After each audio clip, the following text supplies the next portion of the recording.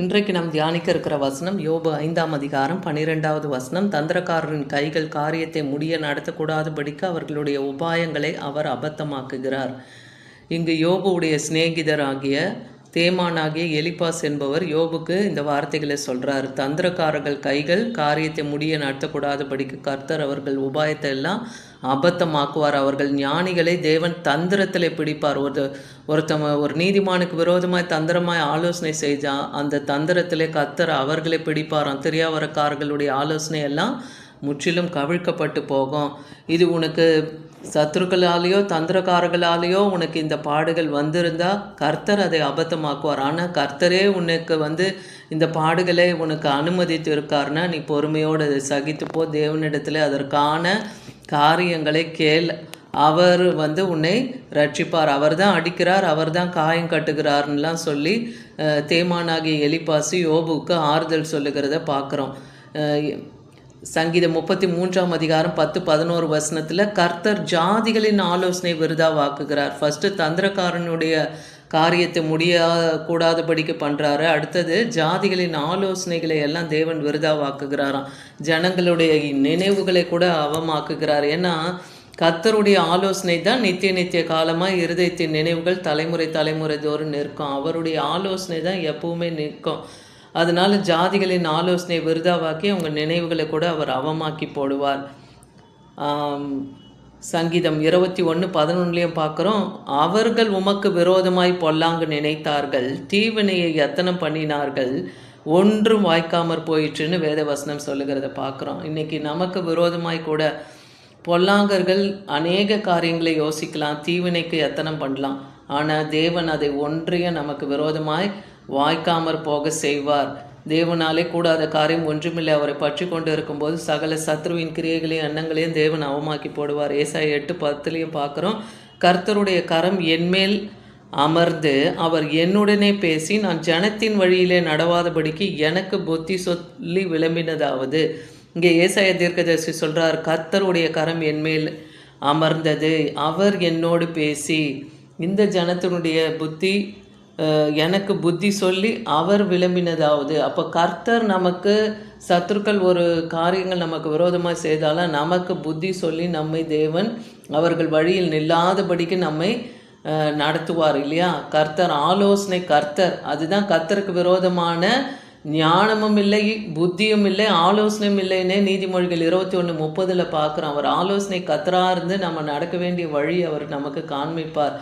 துன்மார்க்கருடைய புயங்கள் எல்லாம் முறியும், நீதிமான்களையோ கர்த்தர் தாங்குகிறார்னு சங்கீதம் 37:17 பார்க்குறோம். அப்போ துன்மார்க்கர் உங்களுக்கு விரோதமாய் தங்கள் கரங்களை உயர்த்தினா அந்த புயங்களை தேவன் முறித்து போடுவேன்னு சொல்கிறார். கர்த்தர் நம்மை தாங்குகிறவராக இருக்கிறார். அப்போஸ்தலர் 12ஆம் அதிகாரம் 11ஆம் வசனத்தில் பேதுருவுக்கு தெளிவு வந்தபோது ஏரோதின் கையுக்கும் யூத ஜனங்களின் எண்ணங்களுக்கும் என்னை விடுதலையாக்கும்படி கர்த்தருடைய தூதனை அனுப்பினார் என்று பேதுரு சொல்கிறார்.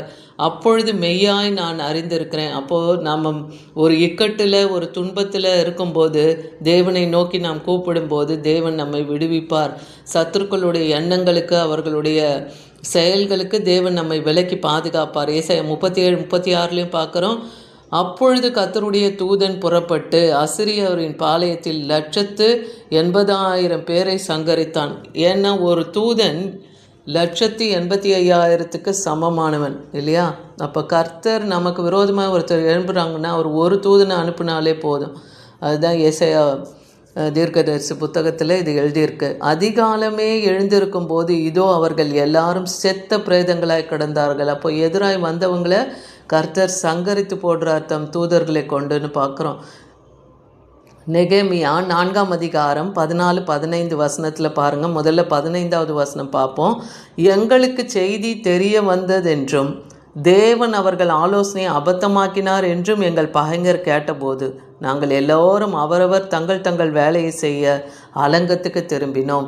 இங்கே எருசலத்தின் அலங்கம் இடிக்கப்பட்டு சுட்டெரிக்கப்பட்டு இருந்த நிலைமையில் அந்த எருசலத்தின் அலங்கத்தை கட்டி எழுப்ப நெகேமியா அந்த ஜனங்களை யூத ஜனங்களை அழைக்கிறாரு. அப்போ அவங்கெல்லாம் கட்ட வரும்போது அங்கே அம்மோனியர்களான தொபியா சன்பலாத்து என்பவர்கள் கிண்டல் கேலி செய்கிறாங்க. இந்த அலங்கத்தை நீங்கள் கட்ட வந்துட்டீங்களான்ட்டு. நீங்கள் கட்டினாலும் ஒரு நரி ஏறி போனால் அந்த அலங்கம் விழுந்து போயிடும், அப்படி தான் நீங்கள் கட்ட போகிறது இருக்குன்னு சொல்லி கிண்டல் கேலி எல்லாம் செஞ்சு அவங்கள பரியாசம் பண்ணி அவங்கள கட்ட விடாமல் எரிச்சல் மூட்டி கொண்டே இருக்கிறாங்க. அதுக்கு தான் நெகேமியா சொல்கிறார், பிரபுக்களையும் அதிகாரிகளையும் நோக்கி மற்ற ஜனங்களையும் சொல்கிறார், அவர்களுக்கு நீங்கள் பயப்படாதீங்க, மகத்துவமும் பயங்கரமான ஆண்டவரை நினைத்து, நம் கர்த்தர் எப்படிப்பட்டவர், அவர் மகத்துவம் உள்ளவர், அவர் பயங்கரமானவர், கர்த்தருடைய வலது கரம் பராக்கிரமம் செய்யும் இல்லையா.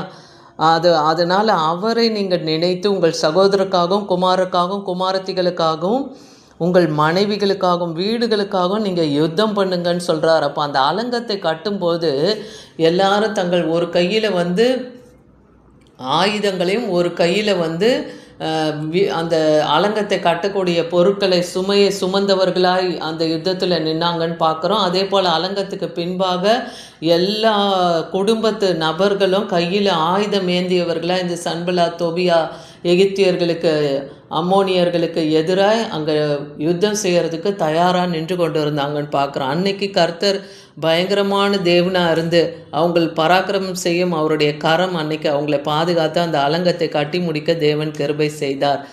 யோபு 12ஆம் அதிகாரம் 16-17 பார்க்குறோம். அவரிடத்திலே பலமும் ஞானமும் உண்டு. யாரிடத்துல? கர்த்தரிடத்திலே பலனும் ஞானமும் உண்டு. மோசம் போக்குறவனும் மோசம் போகிறவனும் அவர் கையின் கீழ் இருக்கிறார்கள். அப்போ அக்கிரமம் செய்கிறவர்கள் எல்லாம் யார் கையில் இருக்கா? அவர் கையில் இருக்காங்க. அவங்கள என்ன செய்யணும் தேவன் அறிந்திருக்கிறார். ஏன்னா அவரிடத்தில் பலமும் ஞானமும் உண்டு. அவர் ஆலோசனைக்காரர்களை எல்லாம் சிறைப்பிடித்து நியாயாதிபதிகளை எல்லாம் மதிமயக்கி போடுகிறாராம். அப்படி தேவன் இருக்கிறார், நம்மோடு கூட இருக்கிறார். ஆலோசனைக்காரர்களை சிறைப்பிடித்து நியாயாதிபதிகளை கூட மயங்க, அதாவது அவங்க செயல்படாதபடிக்கு அந்த மதியை அவர் மயக்கி போட்டு விடுவாராம். அப்போ அவர்களால் நீதிமான்களுக்கு விரோதமாய் எழும்ப முடியாது. ஏசாயா 19:3 பார்க்குறோம். அதனால் எகிப்தியருடைய ஆவி அவர்களுக்குள்ளே சோர்ந்து போகும். எகிப்தியர்களை குறித்து எகிப்தின் பாரம்னே இந்த அதிகாரம் சொல்லப்படும். எகிப்தின் பாரத்தில் எகிப்தியருடைய ஆவி அவர்களுக்குள்ளே சோர்ந்து போயிடுமா, அவர்களுடைய ஆலோசனை மூழ்கி போக பண்ணுவேன்னு சொல்கிறார். அப்பொழுது விக்கிரகங்களையும் மந்திரவாதிகளையும் சன்னத்துக்காரர்களையும் குறி சொல்லுகிறவர்களையும் தேடுவார்கள். அப்போ அவர்களுடைய ஆவியை அவர் தொய்ந்து போக பண்ணும்போது ஆலோசனைக்கு மந்திரவாதிகள் சன்னத்துக்காரர்கள் குறி சொல்லுகிறவர்கள் எல்லாம் தேடி ஓடுவாங்க. ஆனாலும் அவர்கள் காரியத்தை எல்லாம் தேவன் அபத்தமாக்கி போட்டுருவார். அதனால் அது எப்படி அந்த யுத்தத்தை தேவன் எழுப்புறாராம், சகோதரர்களுக்குள்ளாகும் சிநேகிதனுக்கும் பட்டணத்தோடு பட்டணமும் ராஜ்யத்தோடு ராஜ்யமும் யுத்தம் பண்ணும்படியாய் எகிப்தியரை எகிப்தியரோடவே போர் கலக்க பண்ணுவார். அப்படி அவங்களுக்குள்ளேயே, அதாவது சத்துருக்கள் ஒருவரோடு ஒருவர் வெட்டுண்டு மடிய செய்தார் இல்லையா. யோசபாத் காலத்தில் அம்மோனியர், மோவாபியர், சேயிர் மலை தேசத்தார் 3 பேர் எதிராக வந்தபோது அன்னைக்கு யோசபாத்து யுத்த படைகளுக்கு முன்பாக துதிக்கிற சேனையை வைத்தார் இல்லையா. கர்த்தர் நல்லவர், அவர் கிருபை என்றும் உள்ளதுன்னு சொல்லி துதி சேனையை வைத்து யுத்தத்தை தொடங்கும் போது அந்த துதி செய்ய தொடங்கியவுடன் எதிரிகள் ஒருவருக்கொருவர் வெட்டுண்டு மடிய செய்தார்னு பார்க்குறோம். அதுபோல் எகிப்தியர்களுக்குள்ளேயும் சகோதரருக்குள்ள சிநேகிதர்களுக்குள்ள பட்டணத்தோடு பட்டணம்னு ராஜ்யத்தோடு ராஜ்யமாக அவங்களுக்குள்ளேயே யுத்தத்தை உண்டு பண்ண தேவன் வல்லமையுள்ளவர். அதனால் இன்றைக்கி உங்களுக்கு விரோதமாய் உருவேற்கப்படும் எந்த ஆயுதத்தையும் தேவன் வாய்க்காது போக பண்ணுவார். ஏன்னா ஏசாயா 44:25 கூட பார்க்குறோம். கட்டுக்கதைக்காரர்களின் குறிகளை அவர் அபத்தமாக்குகிறார், குறி சொல்லுகிறவர்களை அவர் நிர்மூலமாக்குகிறார், ஞானிகளை அவர் வெட்கப்படுத்தி அவர்கள் அறிவை கூட தேவன் பைத்தியமாக்கி போடுகிறார்னு பார்க்குறோம். அதே போல் தாவீது காலத்தில் தாவீதுக்கு எதிராக அவர் மகன் அப்சலோம் எழும்பின போது அகிதோபேல், அன்னைக்கு தாவீதுக்கு ஆலோசனைக்காரனாக இருந்த அகிதோபேல் தேவனுடைய வார்த்தை போல் அவன் வார்த்தை இருந்தது. அப்படிப்பட்டவன் அப்சலோமுக்கு துணையாய் போய் அவனுக்கு அபத்தமான ஆலோசனையை சொன்னான். அதை கேட்ட தாவீது தேவனிடத்தில் விண்ணப்பம் வைக்கிறாரு. என்ன, அகிதோபேலின் ஆலோசனை எல்லாம் அபத்தமாக்கி போடும் கர்த்தாவேன்னு சொல்லி வைக்கும்போது தாவீதுக்கு நண்பனாக இருந்த ஊசாய் என்பவர் அங்கே அப்சலோமுக்கு ஆலோசனை சொன்னபோது அகிதோபேலின் ஆலோசனை தேவன் அபத்தமாக்கி ஊசாயின் ஆலோசனை அப்சலோம் ஏற்கும்படியாக செய்தபோது அகிதோபேல் தன் வீட்டுக்கு போய் தன் காரியங்களை எல்லாம் முடித்து நாண்டு கொண்டு செத்தான்னு பார்க்குறோம். அப்போ அக்கிரமம் செய்கிறவன் அந்த மாதிரி மற்றவர்களை அழிக்க நினைக்கிற ஆலோசனை செய்கிறவர்களுடைய முடிவு இதுதான் இல்லையா. துன்மார்க்கனுக்கு நல் முடிவு இல்லை. அதனால் இன்றைக்கி கர்த்தர் நமக்கு இடைப்பட்ட அந்த வார்த்தையின்படி தந்திரக்காரர்களுடைய கைகள் காரியம் நடத்தக்கூடாதபடிக்கு தேவன் அந்த உபாயங்களை எல்லாம் அபத்தமாக்குவார். ஆமீன்.